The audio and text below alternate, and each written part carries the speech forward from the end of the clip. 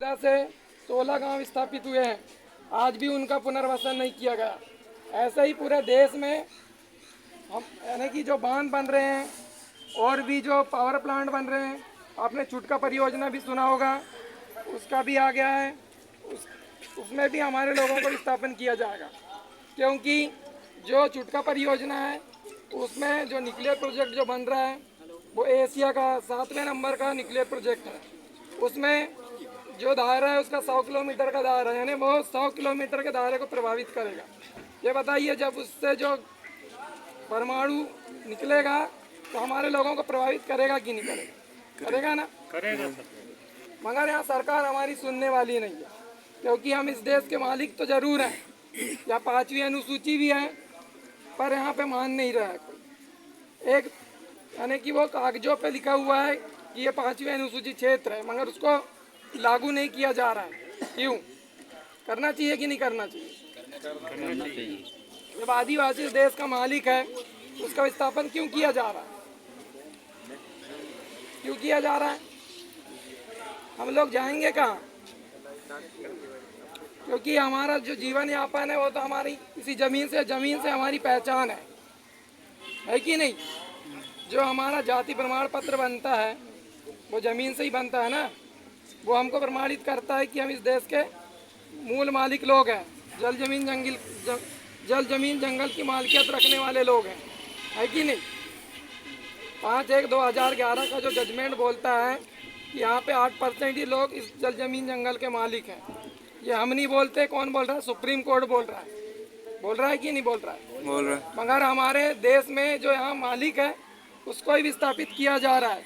आपने देखा होगा, यहाँ पे क्षेत्र का विकास दिख रहा होगा, रोडें बन रही हैं, पावर प्लांट बन रहे हैं, रेलवे लाइन बन रहा है, मगर हमारे व्यक्ति का विकास दिखाई दे रहा है? आप लोगों को दिख रहा है? नहीं। क्यों नहीं दिख रहा है? क्षेत्र का विकास और इंसान का विकास और आदमी का विकास जमीन आसमान का फर्क है। क्योंकि हमको सबको एक होकर लड़ना पड़ेगा, क्योंकि हमारे जो समाज के शुभचिंतक लोग हैं, जो समाज के हित में काम कर रहे हैं, वो वास्तविक लड़ाई नहीं लड़ पा रहे हैं। वो लोग अपने वर्चस्व के लिए लड़ाई लड़ रहे हैं और कहीं ना कहीं उसमें लिप्त होके हमारी लड़ाई को कमज़ोर कर रहे हैं। हमको सभी साथियों को, सभी संगठन वासियों को एक साथ होके समाज की लड़ाई लड़ना पड़ेगा और हमारे हक अधिकार के लिए लड़ना पड़ेगा और हमारे जल जमीन जंगल को बचाना पड़ेगा और हमारी जो आने वाली पीढ़ी है उसको बचाना पड़ेगा, हमारी पहचान को बचाना पड़ेगा, हमारे अस्तित्व को बचाना पड़ेगा, हमारी अस्मिता को बचाना पड़ेगा। क्योंकि साथियों, ये समाज के आखिरी आदमी द्वारा समाज के आखिरी आदमी को बचाने के लिए लड़ी जाने वाली ये अंतिम लड़ाई है। यदि ये लड़ाई नहीं लड़ी गई तो हमारी जो आने वाली पीढ़ी है वो पहचान के साथ जिंदा नहीं रह पाएगी। आप चाहते हैं कि हमारी आने वाली पीढ़ी पहचान के साथ जिंदा ना रहे?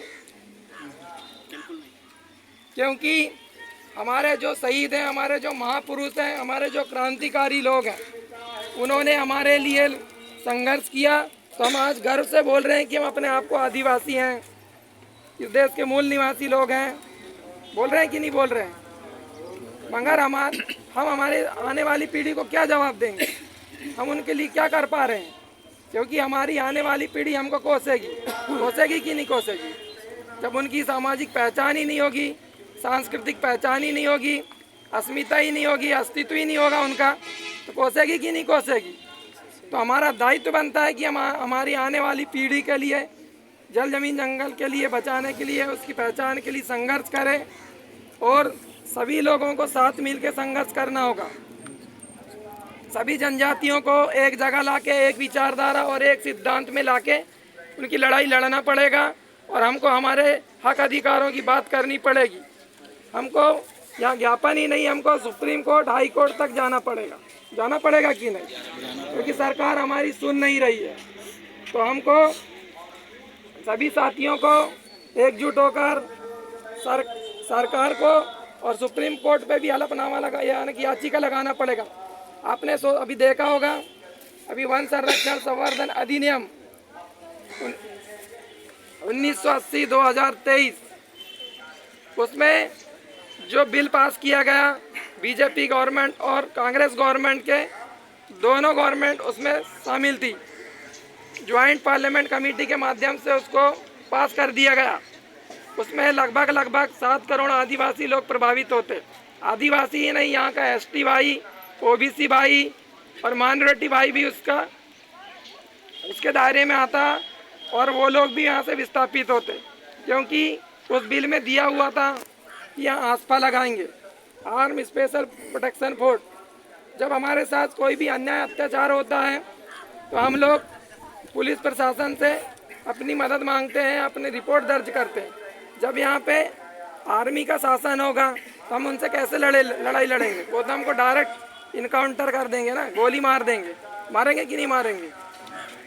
मारेंगे ना। मणिपुर में क्या हो रहा है? आज भी मणिपुर जल रहा है, मगर हमारे देश के प्रधानमंत्री जी और हमारे देश की राष्ट्रपति भी चुप है कि नहीं? है ना। तो हमारे समाज में बहुत सारी घटनाएं हो रही हैं, हमारी माँ बहनों की आबरू लूटी जा रही है और हमारे भाई बहनों का उनकी भूमि को अधिग्रहण किया जा रहा है, छीना जा रहा है कि नहीं? जबकि एक कानून बना था 1898 भूमि संपादन अधिनियम, जब ब्रिटिश गवर्नमेंट का शासन था, बिरसा मुंडा ने संघर्ष किया तो पूरे भारत ही नहीं, पूरे विश्व में 7 देशों में इसका प्रभाव पड़ा और भारत में भी ब्रिटिश गवर्नमेंट ने आदिवासियों के लिए कानून बनाया, भूमि संपादन अधिनियम बिल। उसमें बोला गया था आदिवासियों की ज़मीन कोई गैर आदिवासी तो क्या सरकार भी नहीं ले सकती, मगर आदिवासी की ज़मीन को यहाँ की सरकारें, यहाँ की शासन प्रशासन उसका अधिग्रहण कर रहे हैं कि नहीं कर रहे हैं? जब उस बिल में बोला गया है कि आदिवासियों की ज़मीन कोई गैर आदिवासी या सरकार भी नहीं ले सकती, तो फिर हम आदिवासी की ज़मीन कहाँ जा रही है? कहाँ जा रही है बताइए आप? इंदिरा गांधी प्रधानमंत्री थी तो उन्होंने इसको लागू करवाया कि नहीं करवाया ना। मैं इतना ही कहना चाहूँगा, क्योंकि हमको